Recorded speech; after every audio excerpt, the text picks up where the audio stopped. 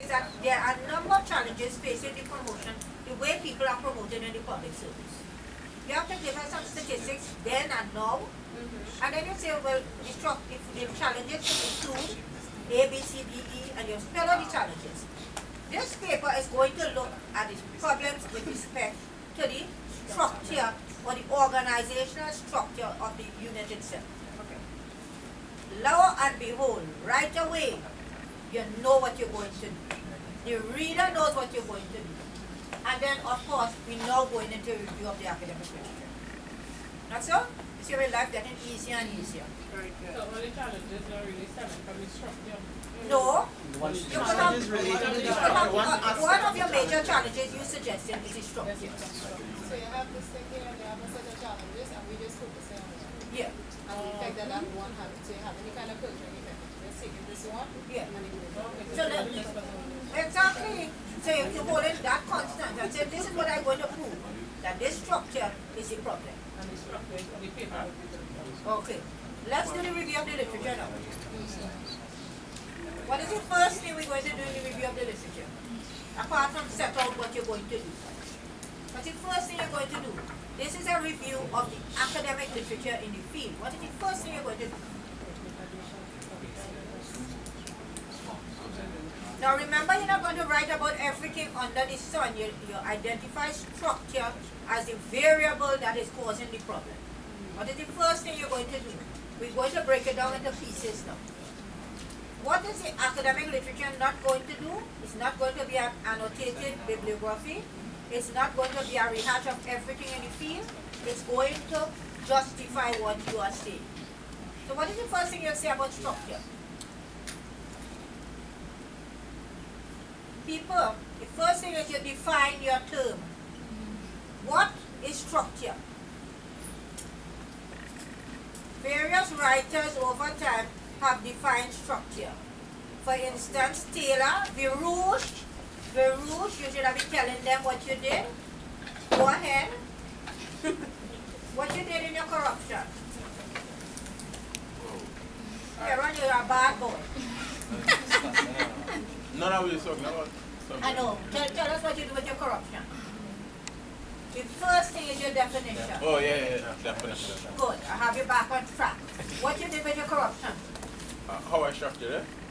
I started with definition, then I went... No, he started with definition. So-and-so defined corruption as. Others suggest in another context that so-and-so. Yet others argue. Right away, what you're doing is you're discussing the definition of corruption according to the viewpoint of different academicians in the field. Your analysis could be coming in, why did they define their definitions?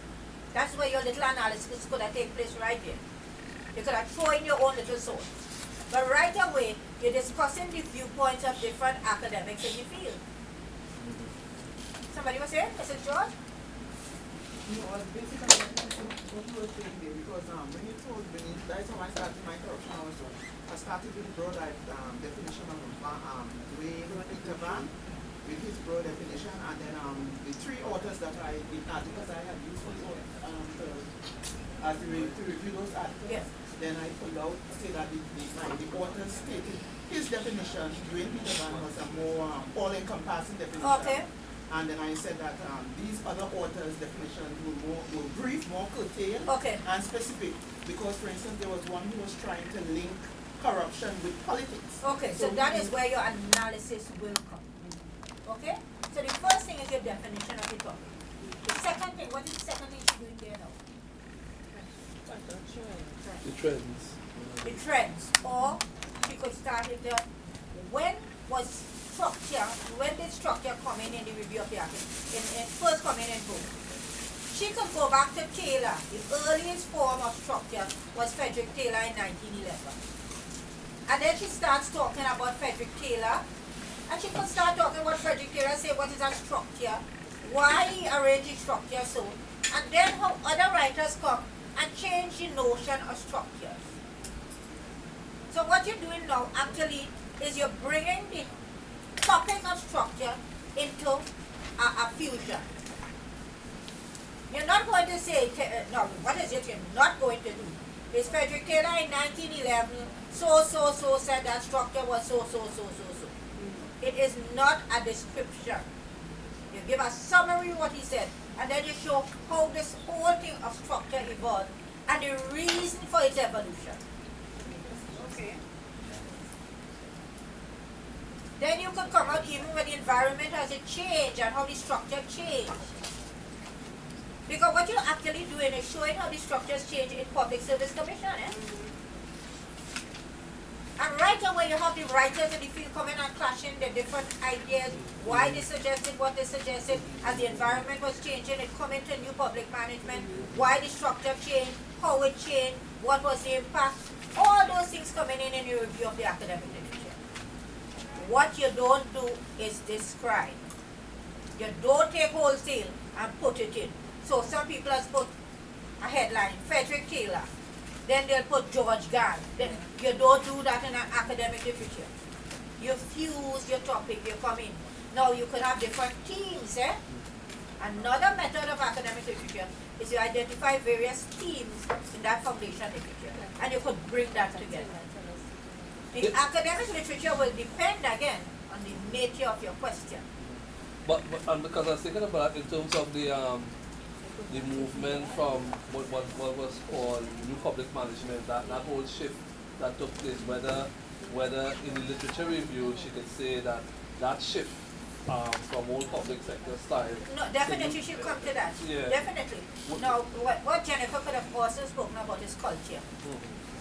Structure and culture. She could have brought in two themes there. Okay. That a structure is informed by the culture of the person. She could have made it more interesting if she wanted to at a different level. I guess another question some people could ask is, how far back is too far in terms of your literature? I don't think, but you see, she's not going to bring Taylor and them like the bulk. Because They're not they're going- seminal pieces. Yeah. And But then, also I like to use Taylor as a classic in the field. right, because, seminal work. So, Yeah. in terms of your literature review, generally you're looking at about a 5-year time period. Yeah. So if you're writing in 2014, not to go further No, than but it's for 2000. yours, but you see for hers, since she's talking about Public Service Commission, and she's talking about the old structure, she could go back a little bit. But do not lose it, taking Frederick Taylor and putting Frederick Taylor, 1911 said so. Don't do that. Don't get lost in that. Don't get lost in that. Be cautious. Remember your topic is this. And this is supposed, your literature is supposed to enhance your topic or to make a statement about it. And also, what other countries utilize a similar Yeah. structure? Yeah. What are the challenges that they face, etc. And that will But remember to get even in your review of the literature, themes. Do a plan of your literature. Otherwise, if you take a book and you start on Frederick Taylor, George Gant, you're going to what be rehashing our textbook. All right. Be cautious and plan it. So that should take care of that, But how much is our literature review in terms of the quality? Is it like 5 or 20 authors What are they giving you for the masters now? What are they suggesting for the masters as a literature review? I think they said, some people said 20 books, 20 pieces, 20 pieces of work. 20, 25. Oh, you're looking at the sources, how many sources to use? How many Um, pieces? Yeah, I think that's up to you and your supervisor. I guess there are thresholds, so no less than 10 to 20. I never had a minimum. Right. I never had a minimum too, and that's why I asked you what is the difference. But I mean, ideally, if you're gonna write, 5,000 words, let's say, on a literature review at MSc level, more than likely you would have more than 20 sources. So it's 5,000 words on your You know what I don't encourage students to do? Count words. I find this counting words is a horrible thing, and it means that you really don't like what you're doing. You should be excited to give all you could on that topic, to bring out new literature on the topic. But you can't write So 300 pages at the same time. it should be a chore. Listen, if somebody wants to write to me 10,000 words, 50,000 words, and a master's thesis and makes sense, it's not padded, I will make a case for that, you know. To upgrade, Prof? Not upgrade, but to allow the excess. It's 2.5 MSc. Now, some people will pad, Yeah. and the padding is something we don't go for. We don't want to hear everything under the sun. Be cautious with that one. Luanda, you want to take over? Yeah. Second and third topic? See what that? So we're going to review of the academic literature in terms of forces that lead to, factors that lead to workplace conflict and abuse of mediation as a tool. So let's see what your literature will be there. So we have to take on the first one. Is your that tells you of you on that first one? Very good. But no, that because no,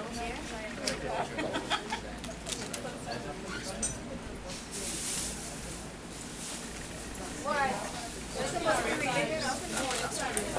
You're getting an extra time. You want this. You're until Monday. You're until Monday. but they clarify better what is we are supposed to do. Let's stop begging. And not just Let's stop begging. Okay, let's go. You're until Monday. Okay, factors that lead to workplace conflict. Let's hear. What is your academic literature going to be on? Felicia and Lisa. Conflict.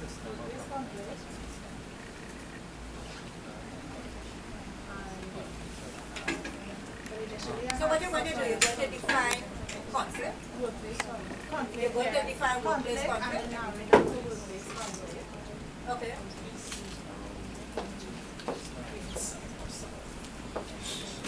because even in defining conflict, it's still like what type of conflict? Because there are different types of conflict in IR. No, but generally they have definitions for conflict, yeah. No, other thing to be clear. Now remember, you're not going to only you're not going to say this one says this is conflict and that. Remember, you're not going that road at all. Eh? What again? And then now we're down to. Okay, everybody listening, and let's put in case. Courtney, I don't know why you're sitting in the back.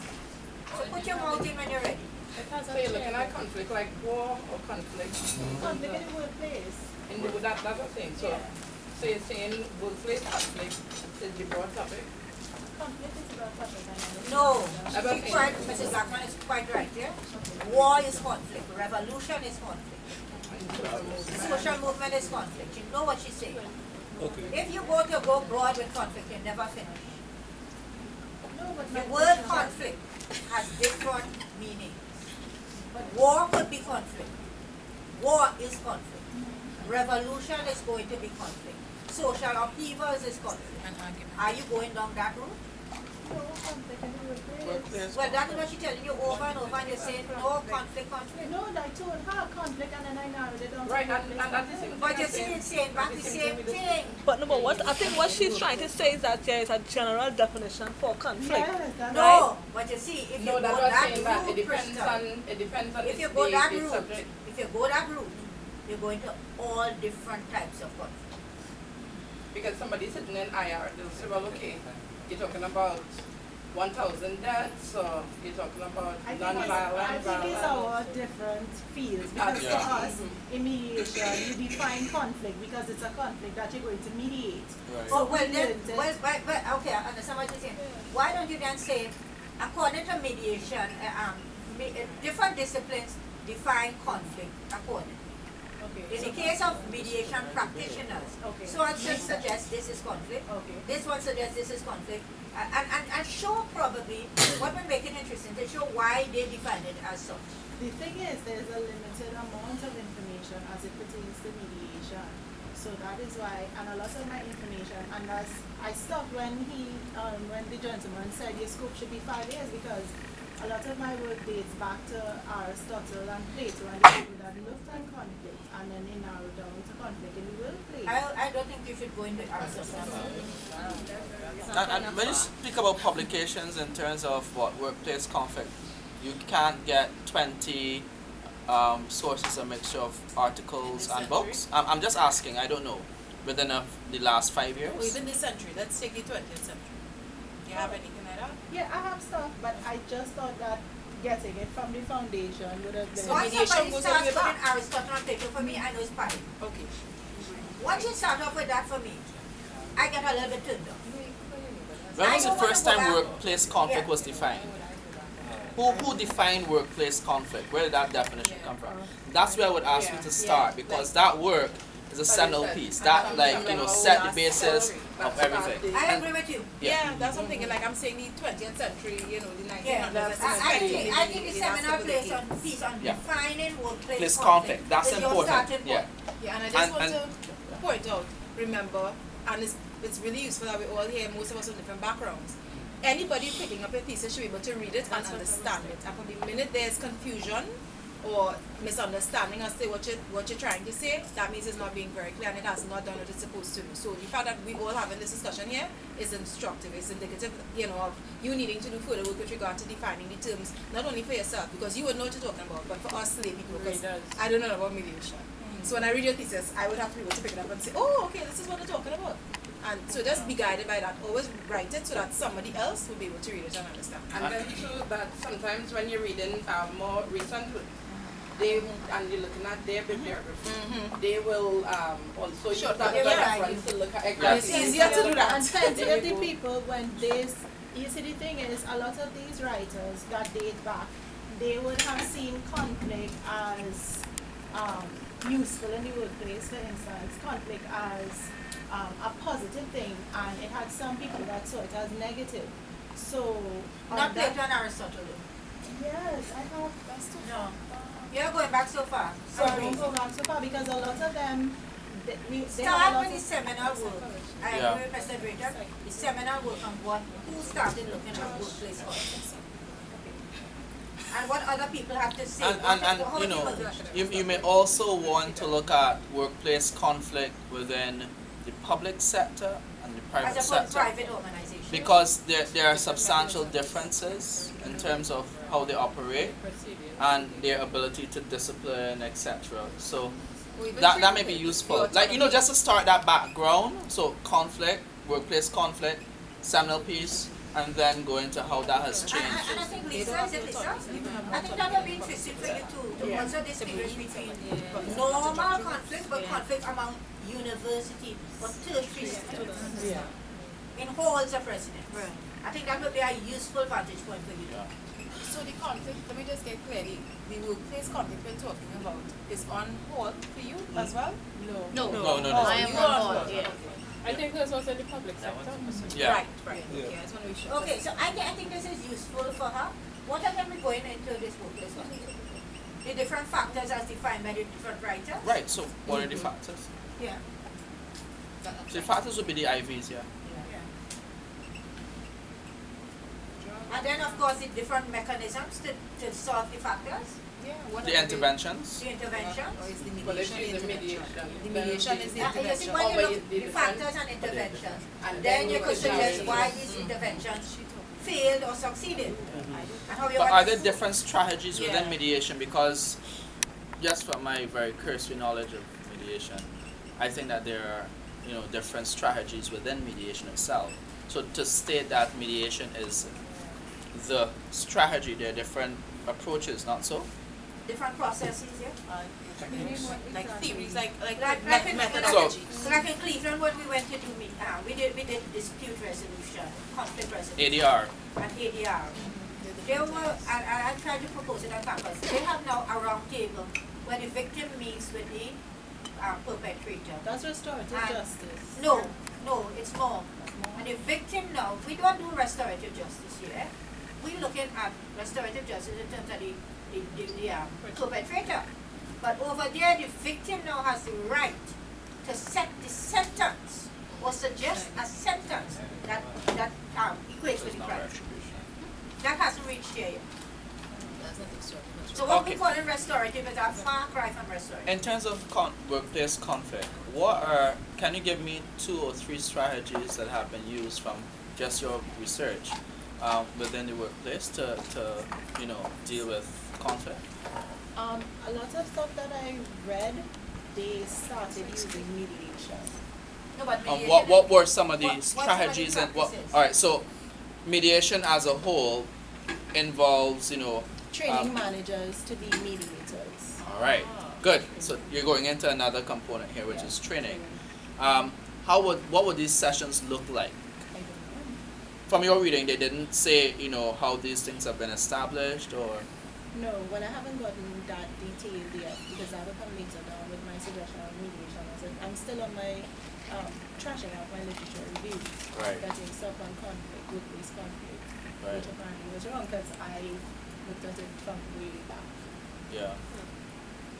Because I suspect that workplace conflict, mediation strategies and dealing with workplace conflict may differ in some way to workplace conflict conflict in another setting, not necessarily in the workplace.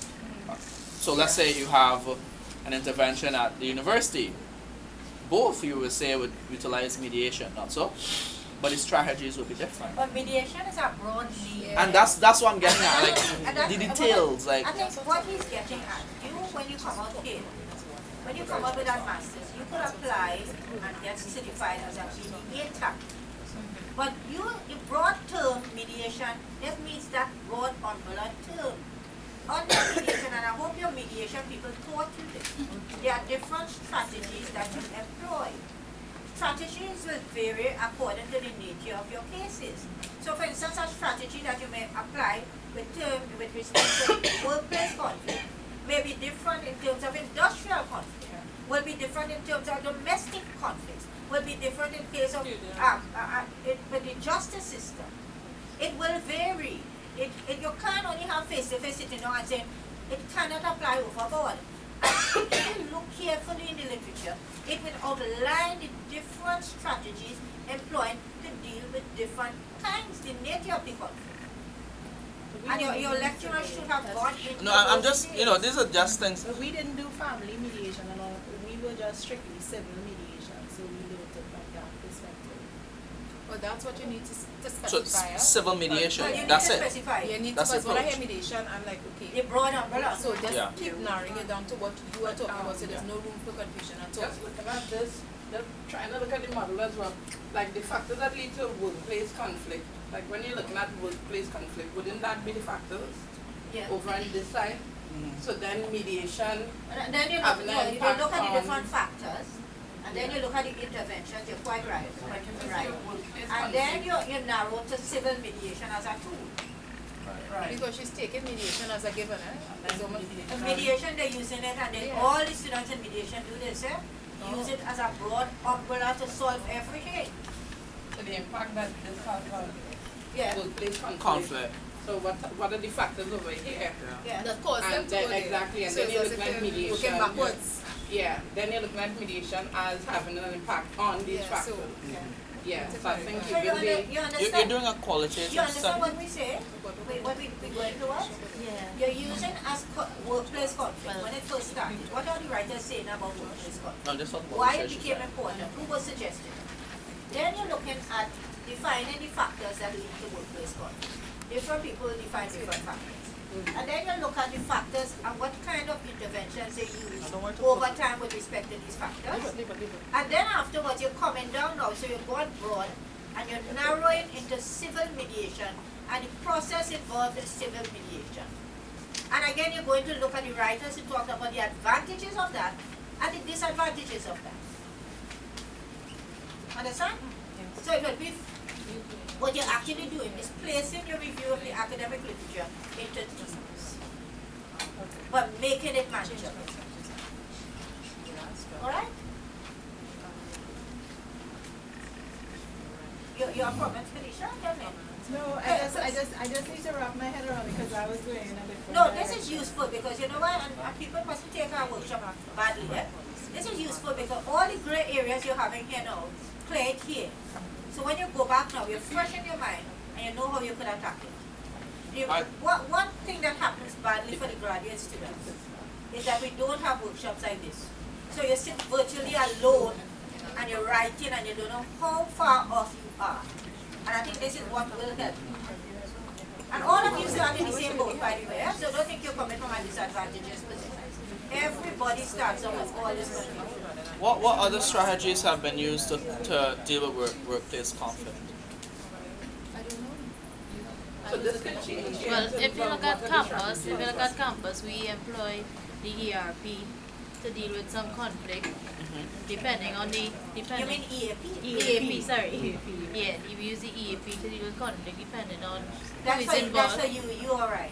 So you're going to have different So kind of what you probably may want to do is to look at workplace conflict without mediation, and see what are the strategies or mechanisms used to deal with workplace conflict, and mediation would in fact be one of those And interventions. then I think where you could enhance, where I think you're going to enhance your literature, on workplace conflict. no, where you can look at the different the literature, different strategies and the criticisms for and And against. I say you could look at different strategies and the criticisms against it, and the reasons why they produce it, for and against, and that would make useful reading.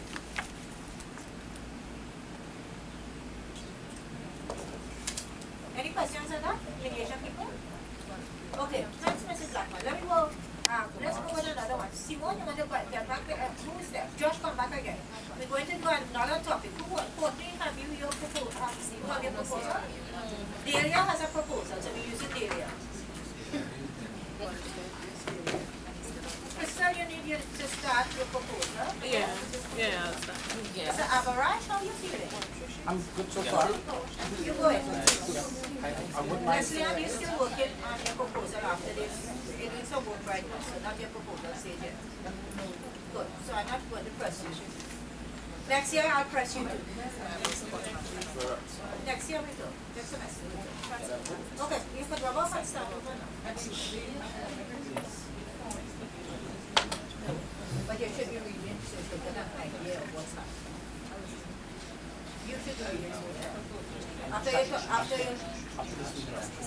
But I have some, a little bit of a breakdown. Similar to what that is, so I wouldn't mind some feedback. Okay, after that, we'll get your feedback. So let's go. We're going with Delia. Delia, tell us what you're doing and let's see how you're going. My topic here is developing small communities in East Tobago.